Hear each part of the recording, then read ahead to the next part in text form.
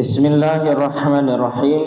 Assalamualaikum warahmatullahi wabarakatuh. Alhamdulillahi wa kafa, wassalatu wassalamu ala rasulihil mujtaba wa ala alihi wa ahlihi wa sahbihi wa man tabi'ahum bi ihsani ila yaumil qiyamah. Asyhadu an la ilaha illallah wahdahu la syarikalah wa asyhadu anna Muhammadan abduhu wa rasuluh la nabiyya wa la rasula ba'da. Allahumma salli ala Muhammadin an-nabiyil ummi wa azwajihi ummahatil mu'minin wa dzurriyyatihi wa ahli baitihi kama sallaita ala Ibrahim wa ala ali Ibrahim innaka Hamidum Majid. Amma ba'du. Bapak Ibu dan saudara-saudara jamaah Majelis Ta'lim Masjid Sunan Derajat yang semoga Allah Azza wa Jalla menjadikan kita seduluran di dunia, kelak mudah-mudahan bisa bertetangga di surga. Sungguh kita bersyukur kepada Allah di malam yang berbahagia ini. Allah Subhanahu wa ta'ala menghimpun kita di tempat yang mulia. Semoga di setiap langkah kaki kita yang kita gunakan untuk melangkah ke arah kebaikan, setiap tapaknya menggugurkan dosa-dosa kita, setiap tapaknya meninggikan derajat kita di hadapan Allah, dan setiap tapaknya menjadi pemuda jalan menuju surga. Semoga duduk-duduk kita di masjid ini seperti duduk-duduk kita di taman-taman surga, tempat Allah mencurah-curahkan rahmatnya kepada kita, menurunkan sakinah atau ketenangan kepada kita, dan tempat Allah memerintahkan para malaikatnya untuk menggepakkan sayap-sayap mereka di atas kepala-kepala kita. Karena sesungguhnya ketika kita hadir di majelis ilmu, apalagi majelis ilmu itu dilaksanakan di rumah Allah, yakni masjid, insya Allah kita berada di Raudhah min Riyadil Jannah, berada di satu taman di antara taman-taman surga, yang semoga kita yang disinggung oleh Rasulullah dalam salah satu hadisnya, wa ma ijtama'a qaumun fi baitin min buyutillah yatluna kitaballah wa yatadarasuna bainahum illa nazalat alaihimus sakinah wa ghasyiyatuhumur rahmah wa haffat alaihimul malaikah wa dzakarahumullahu fi man 'inda akhrajahu Muslim wa was-sahih. Wa ma istama'a qaumun, dan tidaklah suatu kaum itu berkumpul fi baitin min buyutillah, pada salah satu rumah di antara rumah-rumah Allah, yatluna kitaballah, yang mereka membaca kitab Allah, wa yatadarasuna bainahum, dan saling mempelajari isinya, illa nazalat alaihimus sakinah, kecuali pasti diturunkan atas mereka ketenangan, wa ghasyiyatuhumur rahmah, dan mereka diliputi rahmat Allah, wa haffat alaihimul malaikah, dan mereka dinaungi oleh sayap-sayapnya para malaikat, wa dzakarahumullahu fi man 'indah, dan Allah menyebut-nyebut mereka, membanggakannya satu demi satu di hadapan makhluk terdekatnya. Semoga kita semua termasuk di dalamnya. Allahumma amin. Bapak Ibu dan saudara-saudara yang semoga Allah senantiasa merahmati kita semua. Malam hari ini kita akan mengkaji satu tema aktual, ya, yakni Iran perang melawan Israel, Zionis Yahudi, ya. Jika Iran saja kemudian perang melawan Israel yang kemudian tidak ada kaitannya sama sekali dengan Palestina, mungkin kurang menarik kalau kita kaji, ya. Karena ini ada kaitannya dengan Palestina, maka ini menjadi menarik untuk kita kaji dan kita mesti harus mengetahui apa dibalik itu semua. Kenapa kalau hanya Iran perang melawan Israel mungkin kita sekedar nonton saja suguhan berbagai macam rudal-rudal hebat itu, karena Iran 60% itu Syiah, ya, 40%-nya mungkin agak sama dengan kita Ahlussunnah wal Jamaah. Adapun Yahudi, ya, Yahudi sebagaimana kita tahu yang dulu Yahudi adalah sebuah etnis bangsa, sekarang juga menjadi ideologi dan agama yang tentu saja itu tidak agama kita, karena agama Yahudi merupakan agama yang batil, dinun batilun, agama yang dhalla wa adalla, sesat dan menyesatkan, bahkan termasuk menjadi musuh yang paling kejam terhadap umat Islam. Tapi karena Iran menyerang Yahudi ini ada kaitannya dengan Palestina, ya, maka ini nanti kita akan berusaha untuk mengkaitkan dengan apa yang telah dinubuatkan oleh Rasulullah.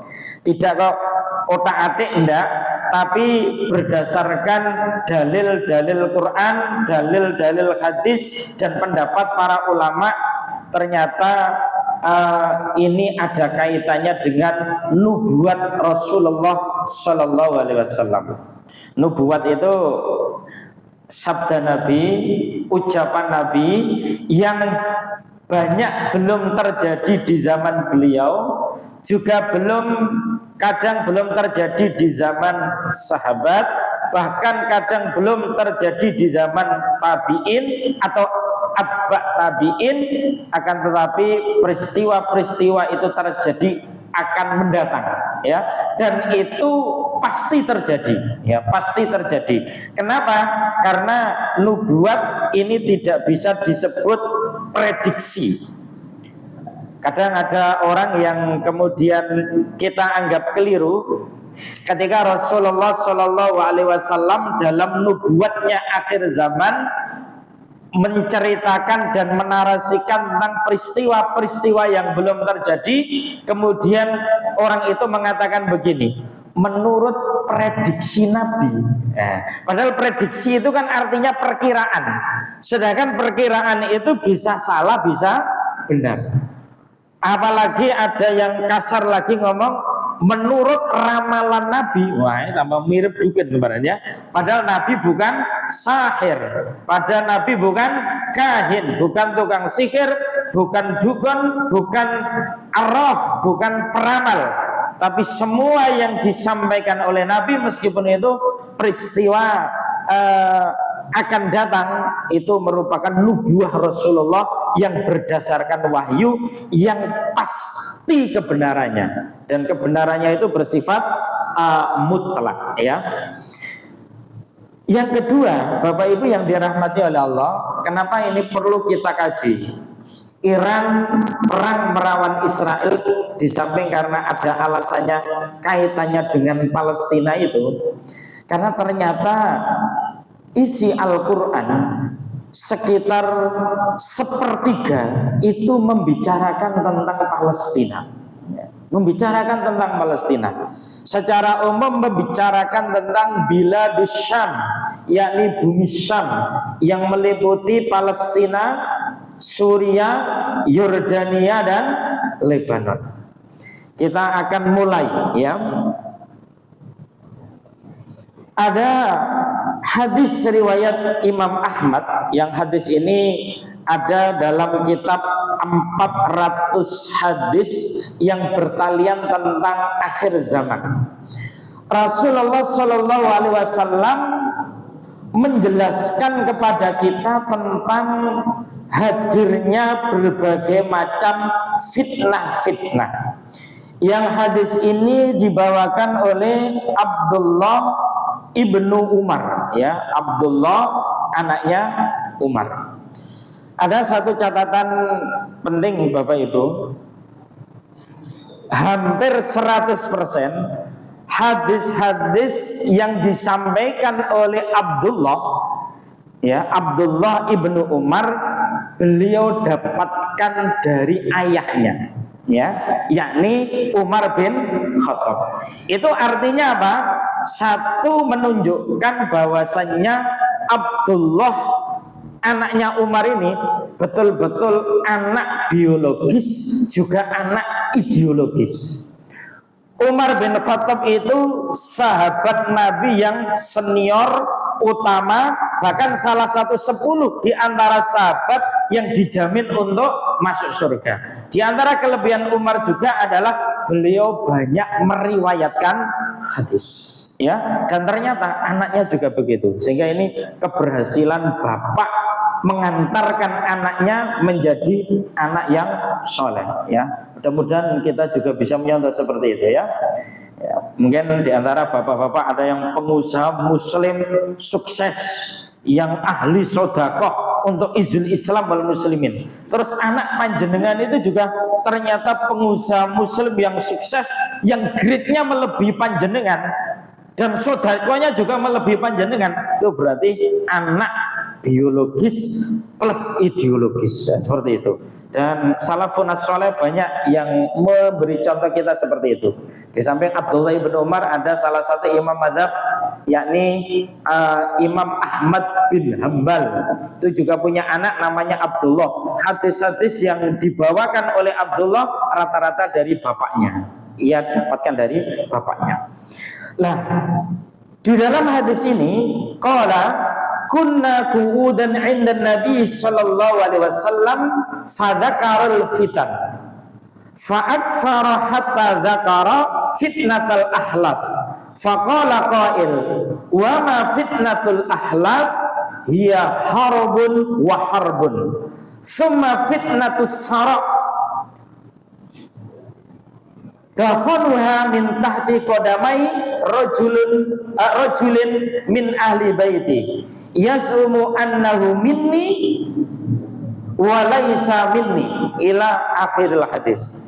Di mana di dalam hadis ini Rasulullah Shallallahu Alaihi Wasallam menjelaskan kepada para sahabat ketika itu akan adanya fitnah di akhir zaman itu dengan 3 macam fitnah. Dan nampaknya hari-hari ini kita alami, hari-hari ini kita lihat, hari-hari ini kita saksikan.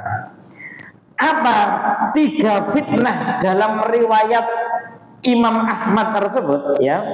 Fitnah ini bukan seperti ini, ya, persepsi dan pemahaman bahasa Indonesia. Fitnah kan biasanya diartikan apa itu namanya, menuduh tanpa bukti, ya.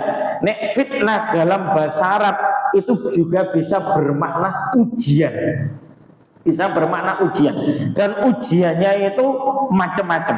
Nek khusus fitnah akhir zaman, ujian akhir zaman ini adalah ada 3. Satu, ada yang disebut dengan fitnatul ahlas, ya, yang ini dasar atau kata dasarnya adalah sama dengan al-khilsu, yang bermakna pelana, ya, pelana yang ada dalam di atas kuda itu. Yang diantara bentuk fitnatul ahlas ini adalah kekacauan, adalah peperangan. Nah, ini kalau kita perhatikan ini kan peperangan di akhir zaman ini kan nampaknya tidak semakin mereda, tapi semakin banyak yang terlibat, ya, banyak yang terlibat. Negara-negara awalnya yang kita anggap adem ayem seperti tidak ada kaitannya, akhirnya juga banyak yang terlibat. Kekacauan, peperangan ini masuk dalam fitnatul akhlas, ya, fitnatul akhlas. Dan satu sisi ini fitnah akhir zaman, namun kita kalau kaitkan dengan dalil Quran, dalil hadis, ini juga menunjukkan bahwa tentang syariat jihad itu adalah syariat yang sholihun likulli makan wa zaman, yakni sebuah syariat yang senantiasa relevan di setiap zaman, di setiap tempat. Sehingga salah kalau dikatakan kemudian syariat jihad tidak relevan lagi untuk saat ini, sehingga kemudian hanya dimaknai jihad melawan kebodohan dianggap jihad, dan itu satu-satunya mengentas kemiskinan dianggap jihad, dan itu bentuk satu-satunya saat ini. Demikian juga yang namanya ta'lim, dakwah, itu dianggap jihad dan itu bentuknya saat ini. Sedangkan yang namanya perang dianggap tidak ada. Nah, ini satu persepsi yang keliru dan pendapat yang keliru. Karena ternyata nanti kalau kita kaitkan dalil-dalil yang lain, yang namanya perang ini terus nanti akan bergulir sampai terakhir yang namanya perang Malhamah Kubro, ya, perang Malhamah Kubro. Itu nanti perang akhir zaman yang terjadi. Setelah itu sudah tidak ada peperangan lagi, ya. Bisa jadi untuk saat ini adalah sebuah pembuka-pembuka menuju dan mengarah perang Malhamah Kubro. Ada juga yang menyebut perang Armageddon. Kalau ini diambil dari ini istilah dari Injil, perang Armageddon, yang pusatnya juga di salah satu wilayah yang ada di Palestina. Yang kedua adalah fitnatus sarra, ya, sarra yang di situ mengandung arti kesenangan, kemewahan, hidup dalam kondisi hedonisme, bermewah-mewah, ya, dan istilahnya itu yang dialami oleh kaum borju. Nah, ini termasuk dalam bentuk fitnatus sarra, dan ini juga ujian hebat, Bapak Ibu. Kenapa demikian? Orang yang kemudian terlibat oleh fitnatus sarra itu seringkali kemudian ia akan menghalalkan segala macam cara, tidak mempedulikan aturan-aturan agama, asalkan bisa hidup kaya, mewah, dan kadang-kadang sering merugikan kepentingan orang yang lebih banyak. Ini fitnatus sarra, ya. Bisa jadi termasuk gengsi gede-gedean, ya, dimana untuk pakaian tidak sekedar menutup aurat, kendaraan tidak sekedar untuk ditumpangi, tapi ini kaitannya adalah gengsi gede-gedean. Ini masuk fitnatus sarra, ya, fitnatus sarra, ya. Termasuk HP tidak cukup yang 1 juta, 2 juta, kalau bisa yang 20 juta bareng, ya. Ini masuk fitnatus sarra, ya, gaya hidup mewah, gaya hidup mewah. Kemudian yang ketiga adalah fitnah ad-duhaimah, ya, fitnah ad-duhaimah. Yang duhaimah ini isim tasghir dari dahmun. Yang dahmun itu artinya gelap, ya, gelap. Gelap gulita yang kadang-kadang, bukan kadang-kadang, dalam realitanya itu sulit untuk dibedakan antara kebenaran dengan kebatilan, antara berita yang benar-benar sesuai dengan realita dan berita yang hoax. Itu kan kadang kita sulit untuk membedakan. Itu masuk kategori fitnah duhaimah, ya, fitnah duhaimah. Arus media sosial yang sedemikian luar biasa ini, ya, seringkali kita itu kan tertipu, seakan-akan berita ini benar, tiba-tiba dusta, ya, seakan-akan berita ini dusta, tiba-tiba benar. Kadang ada yang sengaja membolak-balikkan hitam seperti putih, putih seperti hitam. Itu diantara wallahu alam bisawab, bentuk diantara fitnah duhaimah, ya, bentuk diantara fitnah duhaimah. Termasuk fitnah Duhaimah ini, Bapak Ibu, terkadang membuat orang Islam khususnya terjebak dalam fitnatus syubhat. Ya, fitnatus syubhat. Apa fitnatus syubhat itu?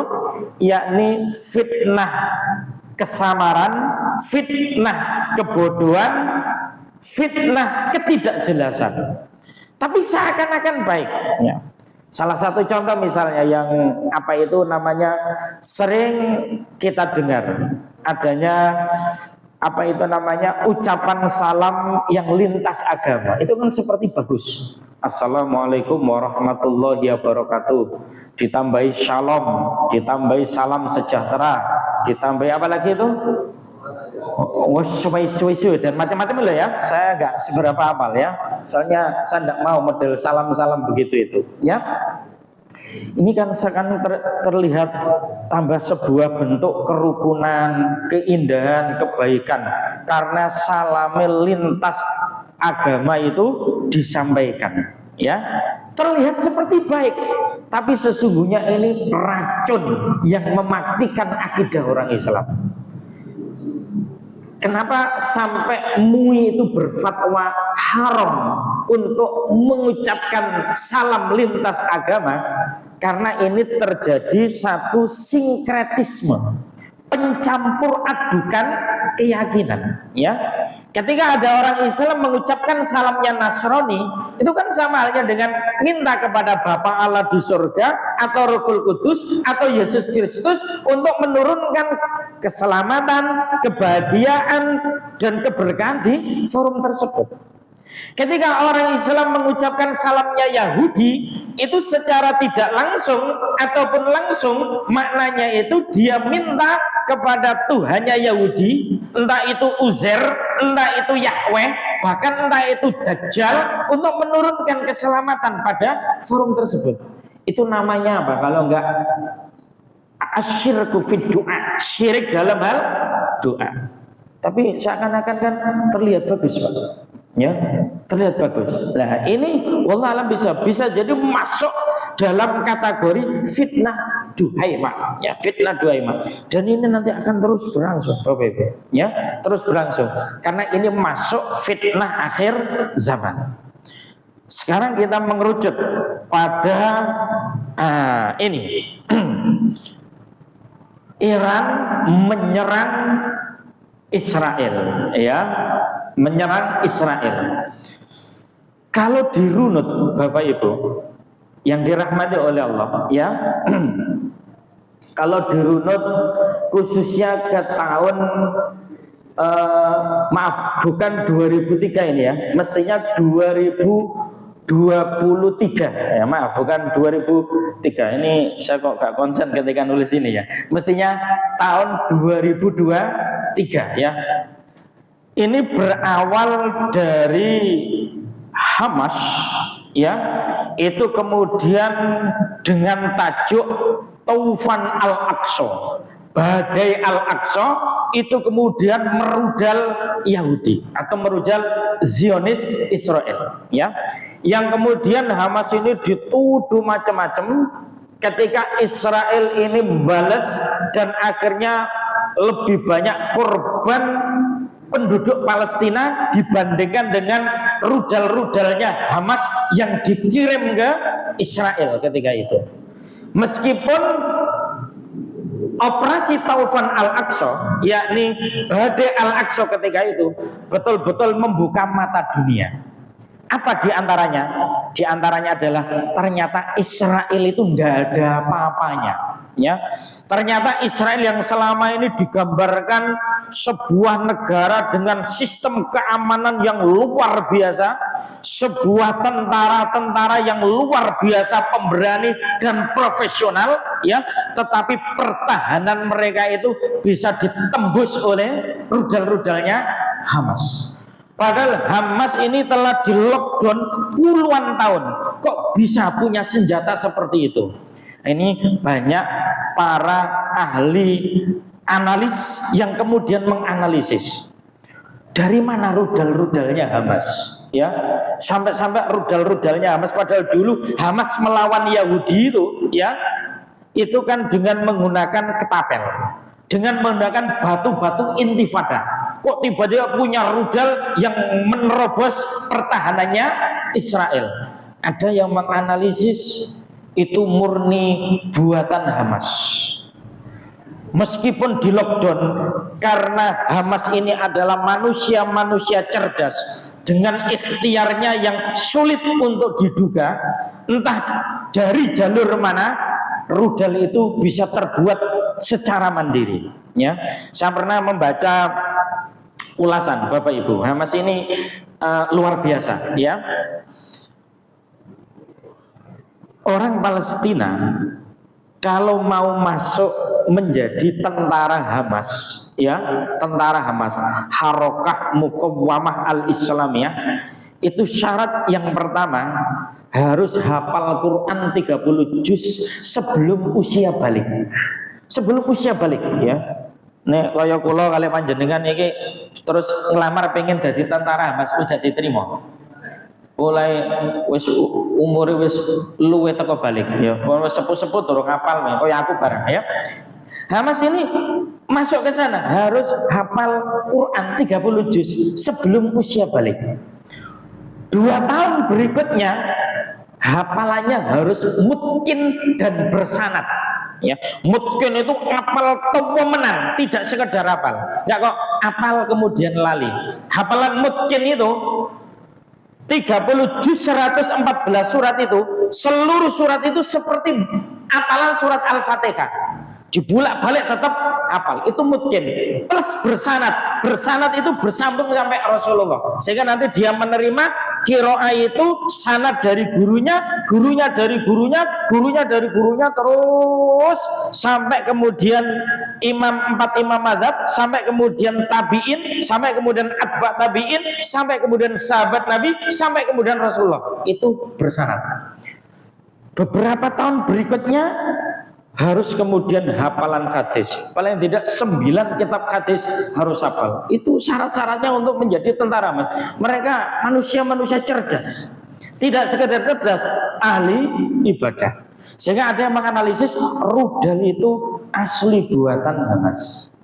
Yang kedua, ada juga yang menganalisis bahwasanya tidak mungkin dengan intelektual dan kecerdasannya tidak diragukan, tetapi kaitannya fasilitas untuk membuat senjata mutakhir, senjata modern itu tidak mungkin dibuat secara mandiri oleh Hamas. Siapa yang memasuk itu? Yang memasuk itu adalah Hizbullah dari Lebanon. Yang memasuk itu adalah Houthi dari Yaman. Yang memasuk itu adalah Syiah dari Iran. Sedangkan Hizbullah yang dari Lebanon, Houthi yang dari Yaman itu juga banyak ideologinya Syiah. Ya, dari sini kemudian muncul fitnah seakan-akan Hamas itu Syiah. Padahal ini nek sampai ana sing memfitnah Hamas itu Syiah, ya, iku kira-kira kopine kurang kental, ya, terus meleke kurang dalu, ya, terus apa maneh juline kurang ado, ya. Nek kaitannya kitab, moco kitabe gak khatam, ya, itu sebuah fitnah kejam luar biasa. Kalau mengatakan Hamas itu adalah Syiah, padahal Hamas itu ideologinya Ahlus Sunnah wal Jamaah, ya. Cuma karena dibantu Hizbullah dari Lebanon, Houthi dari Yaman, ataupun Khomeini dari Iran ini, karena banyak pemimpin-pemimpin Hamas yang kemudian berinteraksi dengan tokoh-tokoh yang ada di Iran, ini menjadi sasaran empuk untuk kemudian memfitnah Hamas itu Syiah. Padahal Hamas itu Ahlussunnah wal Jamaah. Ya, Ahlussunnah wal Jamaah.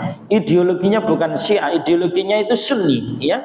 Pahamnya itu pemahaman salafus soleh, bahkan lebih soleh mereka daripada kita. Kenapa? Karena mereka sudah melakukan tingkatan syariat yang paling tinggi, yakni jihad. Karena nanti ada satu riwayat, Bapak Ibu, di akhir zaman ketika terjadi peperangan, itu akhirnya kaum muslimin itu terkotak menjadi dua.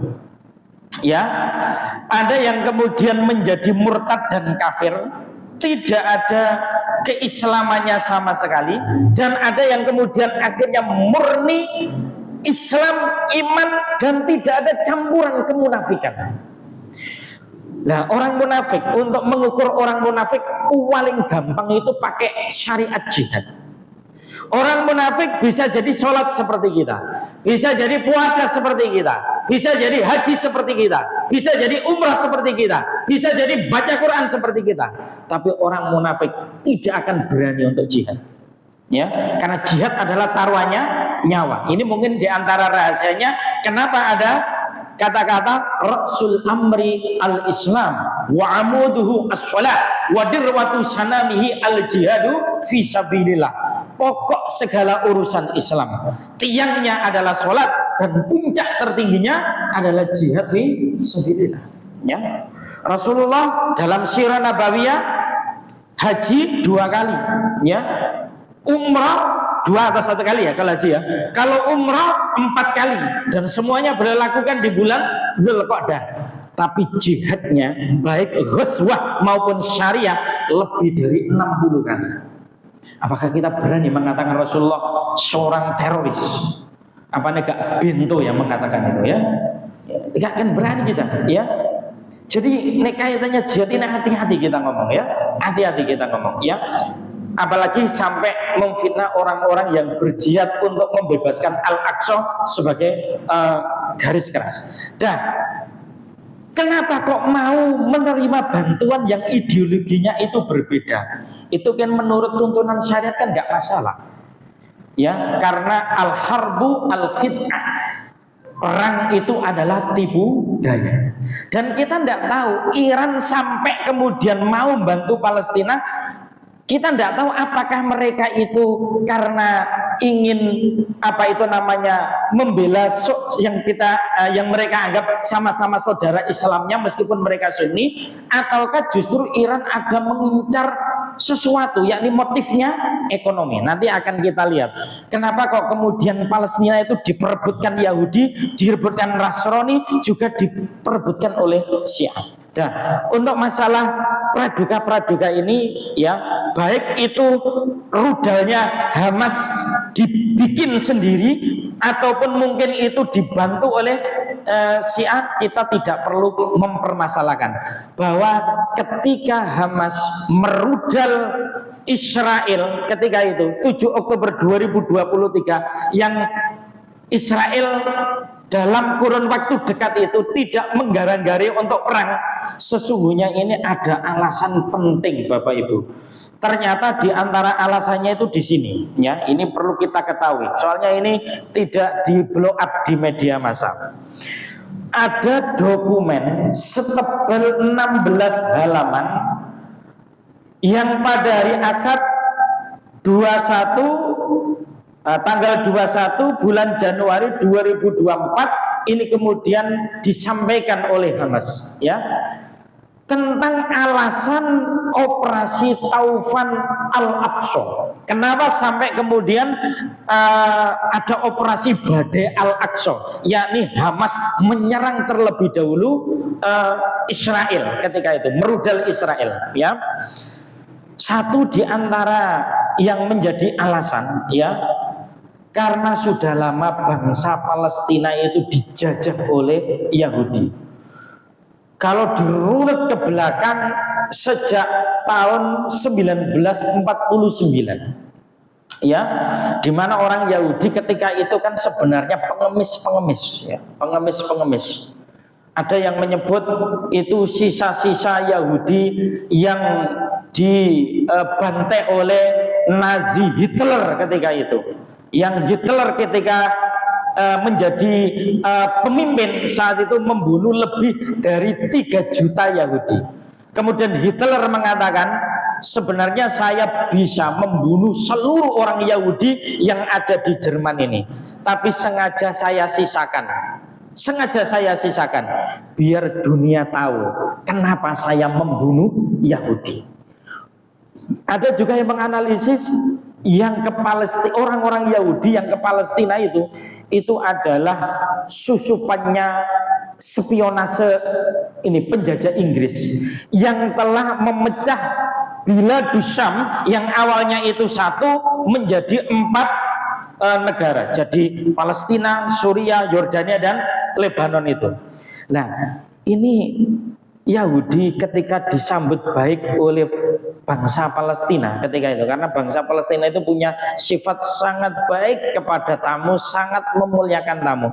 Ternyata ibaratnya orang-orang Yahudi yang minta tempat tinggal, minta makan, minta pakaian kepada bangsa Palestina, ini ibaratnya ditulung mentung, Bapak Ibu. Ya, ditolong mentung. Atau ibaratnya air susu dibalas dengan air tuba. Justru yang memberi tempat tinggal, memberi makan, memberi pakaian orang-orang Palestina itu justru ketika mereka orang-orang Yahudi membuat komunitas-komunitas banyak, lobby-lobby mereka dengan Amerika intensif dan mereka itu kuat, dan akhir justru mengusir yang menolong. Ya, sampai kemudian tanah Palestina lebih dari 80% dikuasai oleh orang Yahudi. Alasan yang utama sampai ada Taufan Al-Aqsa, ya, karena bagi Yahudi, ya, sebelum tanggal 7 Oktober 2023, ya, itu sudah saatnya merayakan kemenangan. Ya, sudah saatnya merayakan kemenangan. Kenapa? Karena tanah Palestina yang masih belum bisa dikuasai penuh oleh Yahudi itu kan hanya jalur Gaza Palestina saja. Selain itu kan sudah dikuasai semuanya, lebih dari 90% dikuasai semuanya. Sampai-sampai termasuk yang di Masjid Al-Aqsa, ya, di komplek Al-Aqsa itu juga sudah terkuasai Yahudi semuanya. Masjid Al-Aqsa itu diposisikan kalau kita itu seperti Candi Borobudur gitu loh, Bapak Ibu. Candi Borobudur gitu. Artinya begini, diposisikan seperti wisata, ya. Yang sholat di Masjid Al-Aqsa itu adalah para turis-turis dari Indonesia, dari Malaysia, orang-orang Islam yang pengen dolan ke Masjid Al-Aqsa. Orang Palestina sendiri tidak boleh sholat di Masjid Al-Aqsa itu. Tidak boleh sholat di Masjid Al-Aqsa. Orang Palestina yang boleh sholat di Masjid Al-Aqsa, jadi muadzinnya, jadi imamnya, itu yang punya izin khusus. Termasuk halakoh tahfidz itu, yang punya izin khusus. Ya, ibaratnya kanggo pantes-pantesan. Di sekeliling dari Al-Aqsa itu ada yang namanya Al-Shaiti, kota tua, yang tidak boleh rumahnya itu direnovasi, dicat dan macam-macam. Ketika kita ke sana, ya, alhamdulillah saya juga sudah pernah ke sana, ya, sekitar tahun akhir 2016 mau masuk 2017, ya. Itu dari perjalanan hotel menuju ke Masjid Al-Aqsa, ya, itu mesti melewati Babus Sahiro, ya, gerbang Sahiro, dan mesti melewati Al-Shaiti, kota tua itu. Kita kalau mau sholat maghrib, sholat subuh itu mesti menyalakan HP. Kenapa? Karena tidak ada lampu, itu gelap sekali. Dan aksesnya masuk ke Masjid Al-Aqsa itu melewati satu gerbang yang dijaga 24 jam oleh tentara-tentara Yahudi. Tentara dengan senjata laras panjang, ya, dengan senjata laras panjang. Dan satu-satunya jalan hanya itu. Satu-satunya jalan hanya itu. Lah, karena mereka sudah lama menguasai Palestina, sudah lama menguasai Yerusalem secara khusus, yakni Masjid Al-Aqsa yang luasnya sekitar 14 hektar lebih itu. Ini sudah saatnya dirayakan kemenangan. Apalagi dalam mitologi Yahudi, sapi merah yang jumlahnya 5, 4 betina, 1 jantan itu telah lahir. Dan maunya sapi merah itu, ini sebelum kasus Taufan Al-Aqsa, ya, itu disembelih di pelatarannya Masjid Al-Aqsa untuk dijadikan tanda dari peletakan pertama yang disebut dengan Temple of King Solomon. Karena setelah itu nanti itu maunya Al-Aqsa akan dihancur leburkan dan didirikan yang namanya kerajaan Nabi Sulaiman, yang katanya itu warisan dari King David atau Nabi Daud, dan itu untuk Yahudi. Lah, sebelum itu terjadi dan Hamas tahu rencana itu, ya, apalagi sampai nanti menyembelih sapi pesta pora di situ, darahnya berceceran di situ, itu penghinaan yang luar biasa kepada umat Islam. Apalagi mau mendem di situ juga. Sebelum itu terjadi, maka Taufan Al-Aqsa diserang, Taufan Al-Aqsa diluncurkan oleh Palestina untuk orang-orang Yahudi. Dan mereka juga tahu ada Taufan Al-Aqsa, tidak ada Taufan Al-Aqsa, orang Islam Palestina pasti tetap mau dihabisi. Kenapa? Karena mereka ingin melebarkan jalannya Dajjal. Karena Dajjal itu pemimpin yang ditunggu-tunggu. Sehingga meskipun tidak ada Taufan Al-Aqsa pun, meskipun ya itu menurut hitungannya Hamas, ini bangsa Palestina yang Muslim mesti dihabisi dengan program genosida, yakni pembersihan etnis Muslim. Dan ini Hamas menyerang lebih dahulu. Nah, ini juga perlu kita ketahui, karena selama ini Hamas itu difitnah, "Iku salah ya Hamas, lah pokok nyerang-nyerang dhisik Israel, Israel iku wis adem ayem." Berarti dia gak ngerti dibalik alasan kenapa Hamas menyerang terlebih dahulu. Nah, seperti itu Bapak Ibu yang dirahmati Allah. Nah, ini diantara gambarannya, ya, gambarannya bahwasanya maunya itu Al-Aqsa mau dirubuhkan karena sapi merah sebagai keyakinannya tanda apa itu namanya Mesia akan segera datang. Mereka menyebut Dajjal itu juga Mesia, sang juru selamat yang ditunggu-tunggu, ya. Maka mereka berkeinginan untuk merayakan kemenangan Yahudi itu dengan menghabisi bangsa Palestina yang ditandai dengan disembelihnya sapi merah di pelataran Masjid Al-Aqsa. Nah, ini diantara gambarannya Hamas. Lah, Bapak Ibu yang dirahmati Allah,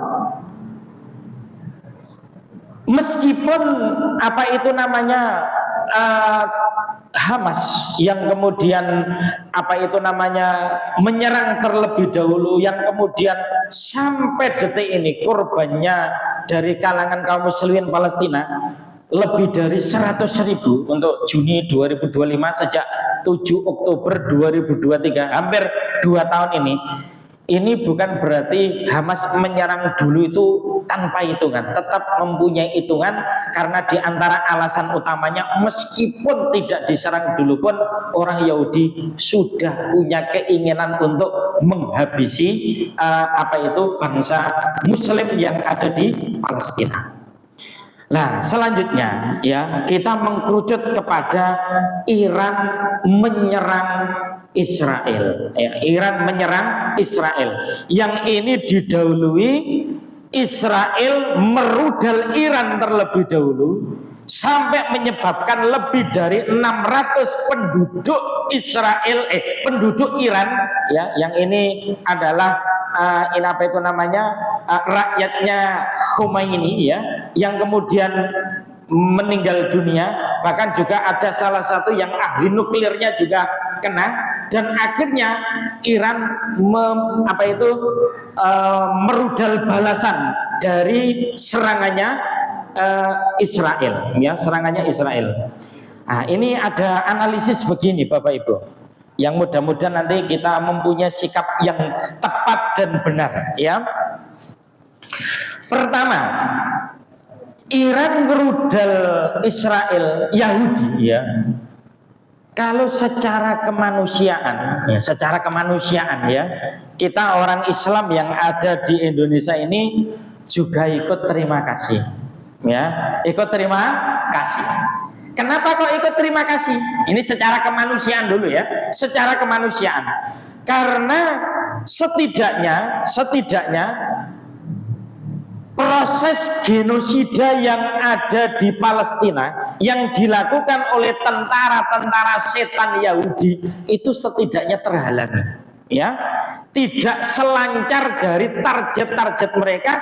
Kenapa? Karena mereka disibukkan oleh rudal-rudalnya Iran yang luar biasa itu, ya. Ada rudal Shahab, ada rudal hipersonik dan macam-macam yang daya ledaknya juga luar biasa, ya. Saya kita juga ikut terima kasih. Jangankan Iran yang ideologinya Syiah, ya. Misalnya Rusia yang komunis itu, misalnya Cina yang juga sosialis dan komunis itu, kok tiba-tiba mengirim rudalnya ke Zionis Israel.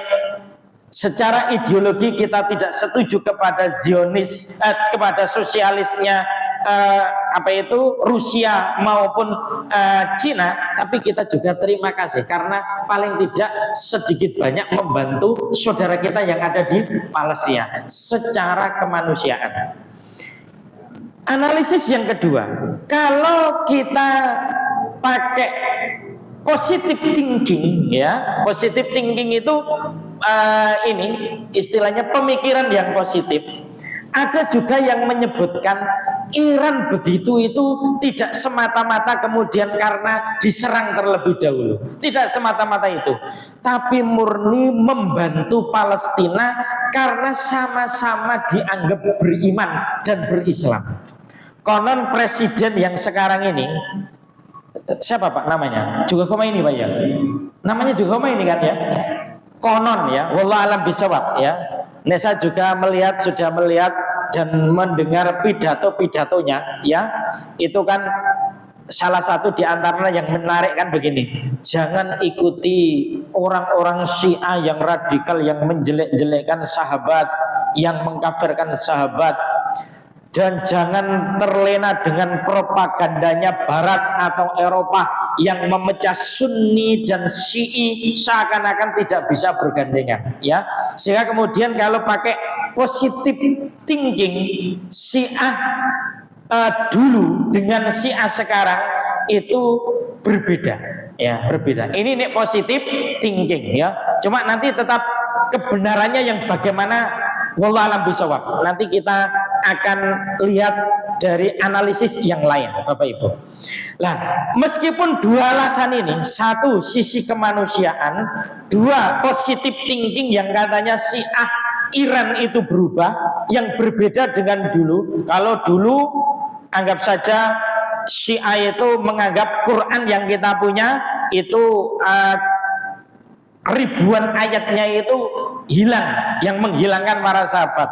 Quran edisi lengkap katanya Syiah itu masih dipegang oleh Imam Mahdi Al-Muntadhar yang sekarang sedang sembunyi di gua Sirdap yang ada di Iran, yang katanya punya umur 1000 tahun lebih dan belum mati-mati gitu ya. Nah, katanya untuk jumlah ayat Al-Quran bukan 6.666, tapi jumlahnya itu lebih dari 17 ribuan atau 700 ribuan.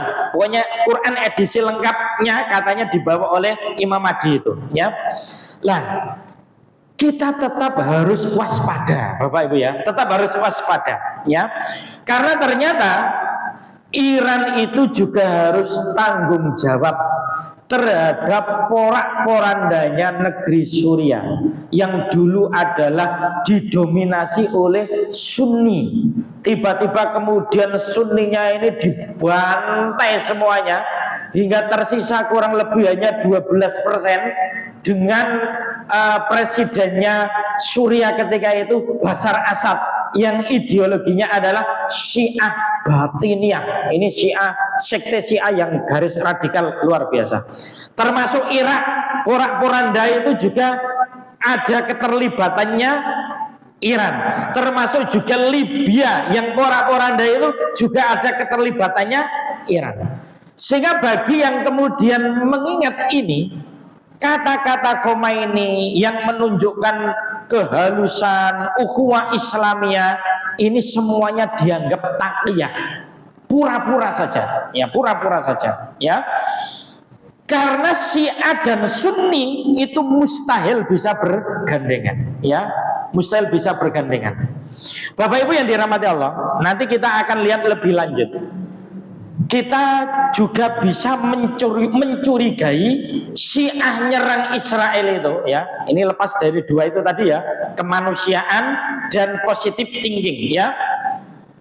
Syiah menyerang Israel itu ya, ada juga analisis yang menyebutkan karena Syiah sendiri itu ingin menguasai Palestina ya. Kenapa kok ingin menguasai Palestina? Karena bagi ideologi Syiah ya, ini waktu akhir zaman di mana yang namanya Imam Mahdi versi Syiah juga akan muncul, dan mereka mempunyai satu keyakinan, mereka bangsa yang tak terkalahkan dan akan menaklukkan seluruh dunia juga dengan ideologi Syiah, dengan ideologi Syiahnya. Nah, ternyata Bapak Ibu, ini ada temuan menarik yang ini nanti juga bisa menjadi salah satu perenungan kita. Kenapa sih kok diperebutkan Yahudi, diperebutkan Nasrani, juga kaum muslimin? Nek kaum muslimin asal tidak merebutkan karena itu negeri umat Islam, negerinya umat Islam ya. Yahudi ya itu punya tembok ratapan.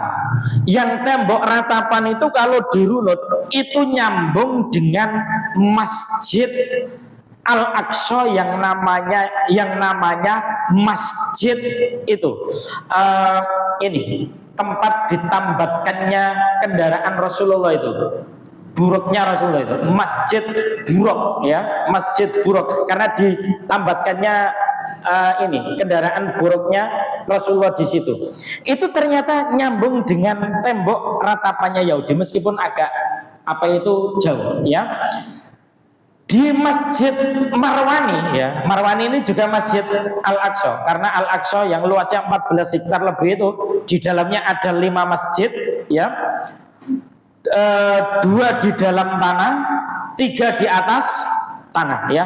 2 di dalam tanah itu Masjid Al-Aqsa Qadim, Masjid Al-Aqsa yang lama ya. Sebagian riwayat itu menyebut disitulah Rasulullah ketika sholat Isra Mi'raj mengimami para nabi dan para rasul. Terus di sampingnya ini juga di dalam tanah namanya Masjid Marwani, Al-Aqsa Marwani. Itu juga diyakini disitulah yang namanya mihrabnya Maryam. Sedangkan Maryam ini perempuan suci yang sangat dimuliakan oleh orang-orang Nasrani. Kemudian di atasnya ada Masjid Al-Qibli yang kubahnya berwarna abu-abu. Terus di samping kanannya ada Masjid Buruk, tempat ditembatkannya buruk Rasulullah Shallallahu Alaihi Wasallam. Kemudian di depan Masjid Al-Qibli itu ada masjid yang namanya Qubatus Sokhra, yang kubahnya berwarna kuning, dan itu yang sering dijepret oleh para jurnalis. Tapi kemudian ada yang salah sangka seakan-akan Masjid Al-Aqsa hanya itu, padahal Masjid Al-Aqsa itu ada 5. Satu itu menunjukkan keberkahan bumi Palestina, sehingga kemudian diyakini itu tempat sucinya Yahudi. Di samping Yahudi tadi sebagaimana kita sebutkan, itu di bawahnya Masjid Al-Aqsa ada King of Solomon, Temple King of Solomon ya, yakni kerajaannya Nabi Sulaiman, warisannya dari Nabi Daud katanya untuk orang Yahudi ya.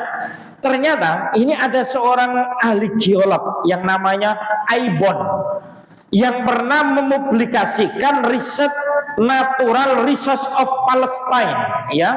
Menurut beliau ya, itu ada 4 potensi sumber daya alam yang luar biasa yang ada di Palestina ya.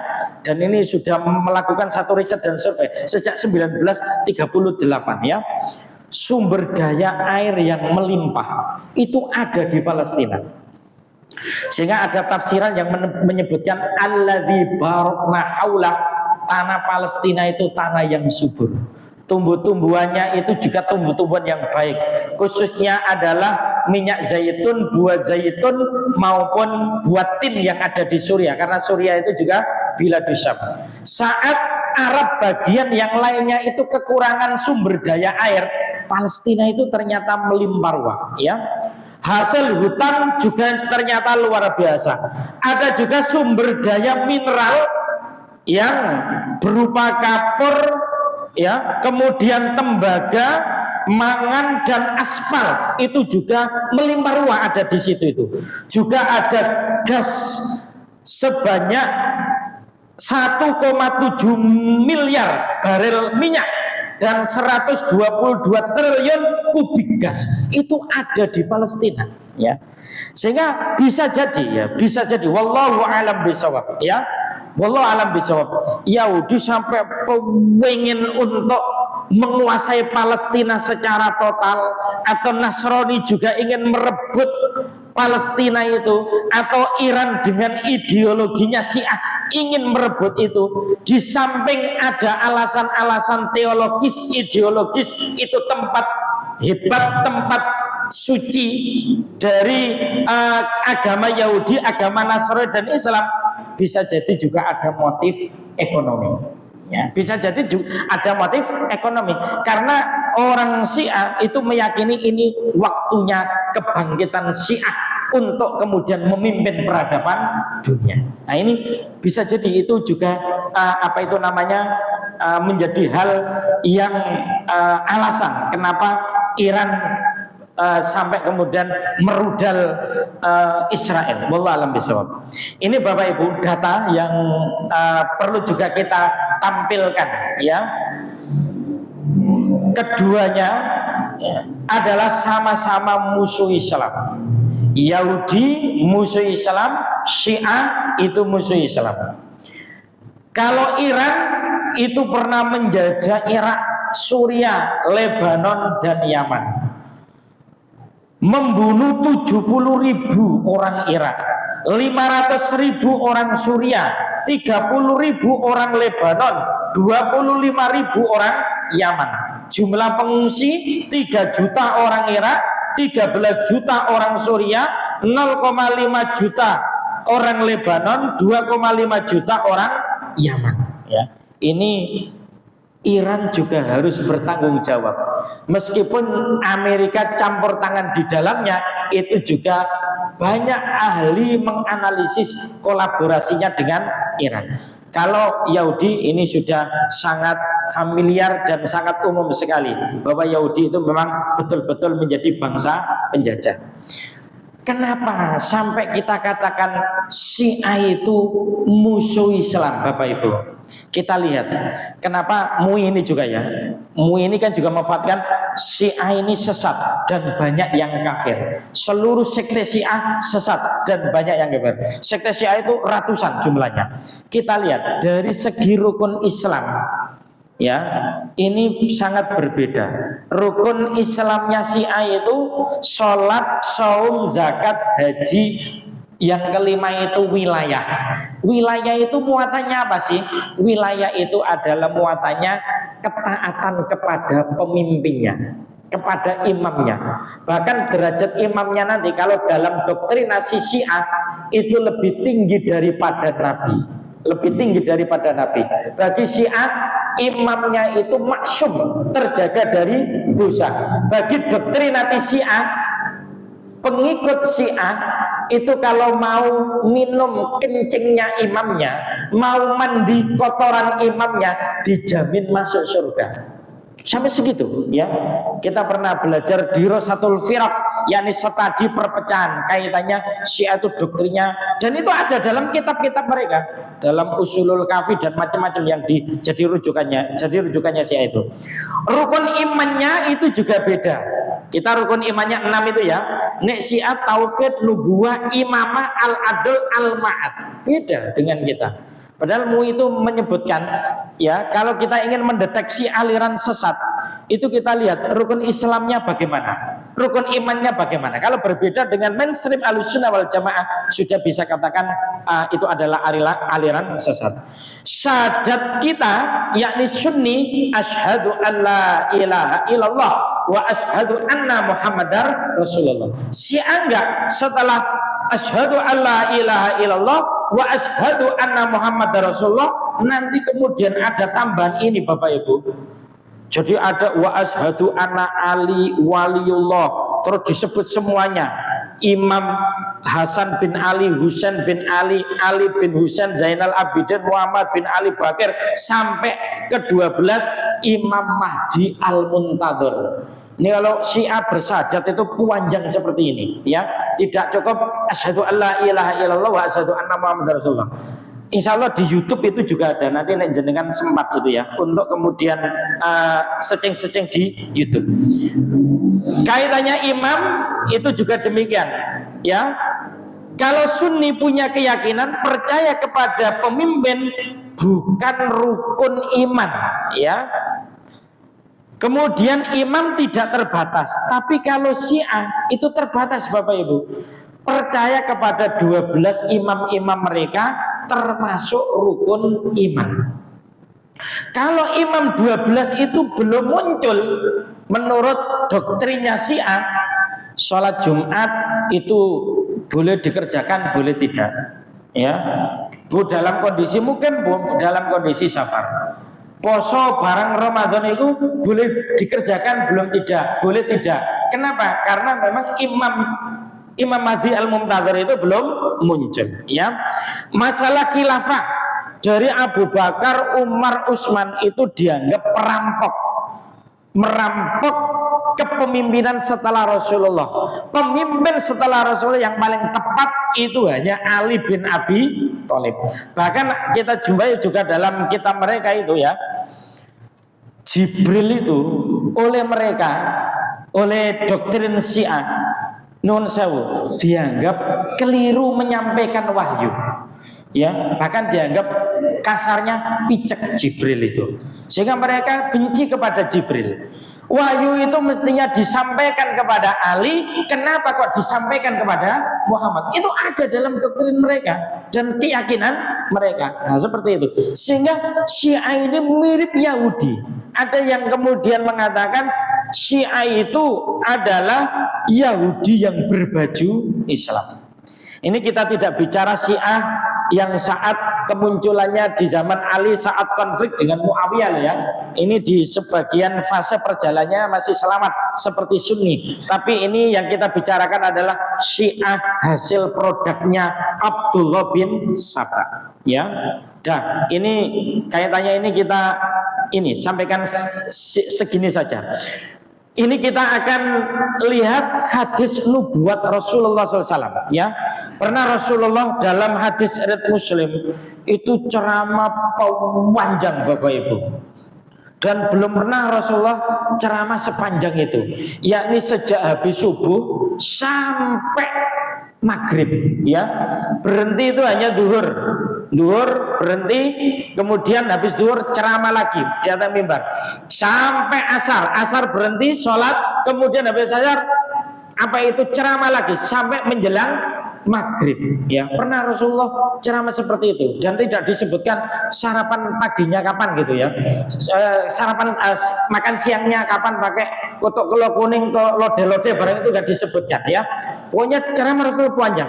Ketika kemudian ada sahabat yang tidak ikut ketika itu bertanya kepada yang ikut, itu kemudian bertanya apa yang disampaikan oleh Rasulullah. Kesimpulannya minal bidayah ilan nihayah. Rasulullah itu menceritakan sejak langit dengan segala isinya belum tercipta sampai kemudian nanti ada alamatus sa'ah as-sughra, alamatus sa'ah al-kubra, sampai kemudian ada tiupan hari kiamat, sampai kemudian yang penghuni surga masuk surga, penghuni neraka masuk neraka. Dari permulaan sampai pengakhiran diceritakan semuanya Rasulullah. Sampai-sampai ada sahabat yang mengatakan begini, tidaklah seekor burung yang menggepakkan sayapnya di langit kecuali Rasulullah juga telah terangkan tentang ilmu masalah itu, ya. Apalagi kaitannya perang-perang yang hari-hari ini kita saksikan, itu sudah banyak dinubuatkan oleh Rasulullah. Salah satunya ini, Bapak Ibu, nanti Syam itu ditaklukkan, Romawi ditaklukkan, Persia ditaklukkan, ya. Syam itu mana? Syam itu adalah Biladus Syam, yakni Palestina, Suriah, Lebanon, dan Yordania. Itu nanti akan terebut oleh kaum muslimin. Siapa? Dalam masa siapa itu? Ada yang menyebut ini nanti dalam pemerintahnya Al-Mahdi. Bangsa Romawi ada yang menyebut adalah Turki, Konstantinopel, ya. yang hari ini Konstantinopel, dulu namanya Istanbul, itu ibu kota Turki. Ada juga yang menyebut Romawi ini adalah bangsa Rum, yakni Eropa, ya. Persia ini adalah Persia, hari ini adalah Iran. Nanti ini juga akan ditaklukkan oleh kaum muslimin dalam kepemimpinan Al-Mahdi.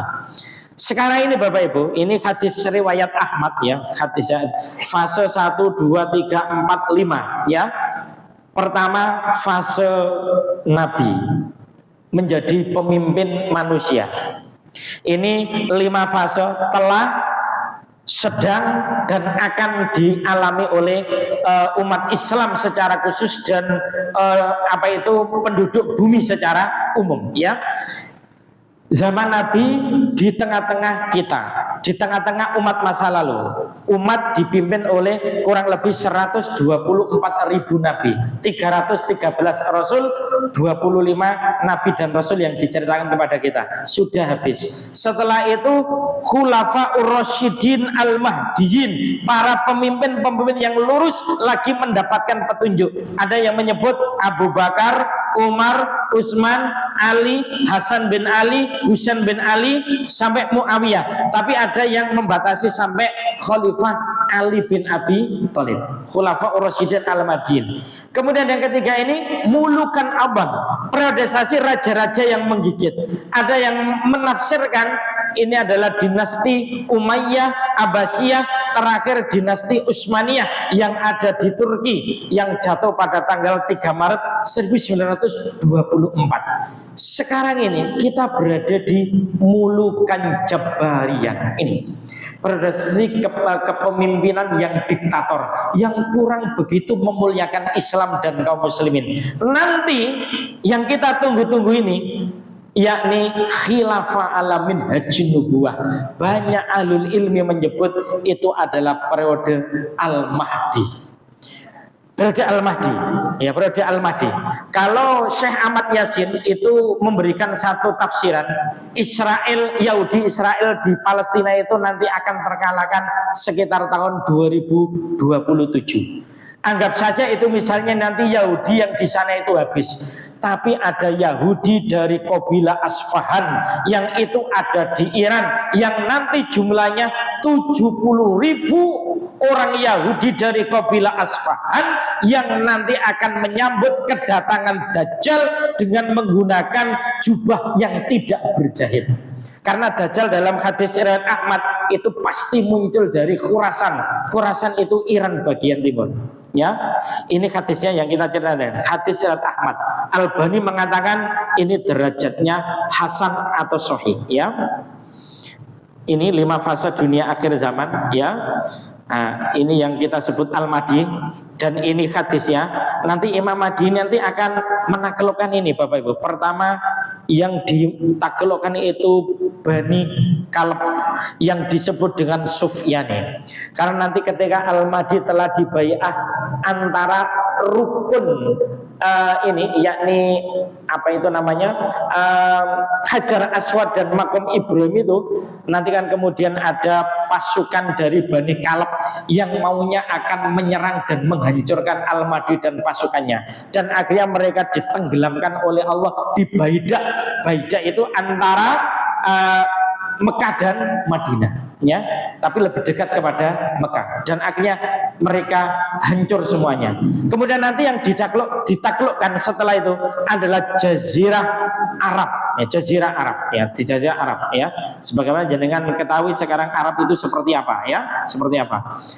Nanti Al-Mahdi juga akan menaklukkan Roma atau Italia, juga bersama Nabi Isa, yang Nabi Isa itu nanti akan membunuh Dajjal. Ini nanti yang disebut dengan perang Malhamah Kubro. Dajjal memimpin orang-orang Yahudi perang melawan umat Islam, yang umat Islam itu bersama Imam Mahdi dan Nabi Isa. Yang peperangan itu dimenangkan oleh umat Islam. Inilah perang akhir zaman. Ada kemudian juga menaklukkan Damaskus, Palestina terebut kembali, menaklukkan Persia atau Iran, juga menaklukkan Konstantinopel, menaklukkan Cina dan Rusia, menaklukkan juga Dabik, ya, Dabik, ya ini Irak bagian timur ya, Irak bagian timur, yang sebagian itu menyebut itu basisnya orang-orang Nasrani ya, juga menaklukkan yang namanya Hindia, karena India dengan Hindu itu juga sangat kejam terhadap kaum muslimin yang ada di wilayah Kashmir, yang itu adalah minoritas umat Islam ya. Jadi ini ketika era Al-Mahdi ya, era Al-Mahdi, ketika Al-Mahdi sudah muncul, kemudian nanti peperangan, kemudian setelah itu Dajjal muncul 40 hari di bumi ini, kemudian baru Nabi Isa turun, seperti itu. Bapak Ibu yang dirahmati Allah, alhamdulillah selesai sudah ngaji kita pada kesempatan malam hari ini ya. Dan alhamdulillah Bapak Ibu mau menengai ya. Mbok ngantuk mbok apa saya kurang paham ya. Ya. Nek turu ya alhamdulillah ya. Insya Allah jenengan misalnya nggak dapat ilmunya, tetap dapat pahala karena hadir di majelis ilmu ya. Tapi nek jenengan turu ku jane rada kebangetan ngono ya. Soalnya ini berbicara tentang masa depan umat Islam sebenarnya, masa depan umat Islam. Baik Bapak Ibu yang dirahmati Allah ya, paling tidak ini sebagai pengantar ya, pengantar. Untuk rinciannya tentu saja masih juga panjang ya, karena petaka akhir zaman itu tidak cukup 1 jam 2 jam ya, tapi bisa berjam-jam seperti itu. Wong Dajjal dibicarakan secara rinci oleh paling enggak satu pertemuan butuh waktu minimal 1,5 jam. Nek dibicarakan secara rinci ya. Imam Mahdi juga demikian. Baik, mudah-mudahan pengantar ini paling tidak sebagai pembuka awal dari kajian akhir zaman. Mudah-mudahan bermanfaat. Wallahu a'lam bishawab. Wassalamualaikum warahmatullahi wabarakatuh.